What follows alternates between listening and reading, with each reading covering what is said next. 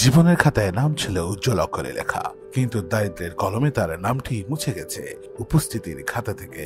যেন ক্লাসরুমে নয়, হারিয়েছে এক সম্ভাবনার নাম। সারা দেশে ৩,০০০-এরও বেশি মেধাবী ও অসচ্ছল শিক্ষার্থী আজ নিয়মিত পাচ্ছে বসুন্ধরা ফাউন্ডেশনের শিক্ষাবৃত্তি। বসুন্ধরা শুভ সংঘের এই উদ্যোগ শুধু অর্থ নয়, এটি একটি আলোকিত হাইওয়ে, এক নতুন পথের দিশা। প্রত্যন্ত অঞ্চল থেকে উঠে আসা ইডেন কলেজের এই তরুণীরা আজ সেই সহায়তায় এগিয়ে যাচ্ছে উচ্চশিক্ষার পথে, গড়ে তুলছে নিজেদের ভবিষ্যৎ। আসসালামু আলাইকুম, আমি মোসাম্মদ পলি আক্তার, ইডেন মহিলা কলেজ রাষ্ট্রবিজ্ঞান বিভাগের ৩য় বর্ষে পড়ছি। আমি বসুন্ধরা শুভ সংঘের সঙ্গে ১ বছর থেকে যুক্ত আছি। বসুন্ধরা শুভ সংঘের যত শুভ কাজ আমাকে খুবই টানে।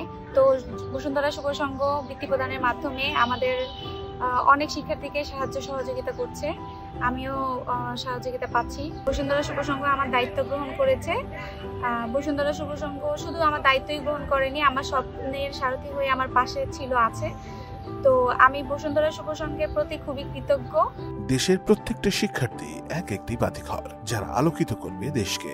সেই আলো ছড়িয়ে দিতে পাশে আছে বসুন্ধরা ফাউন্ডেশন।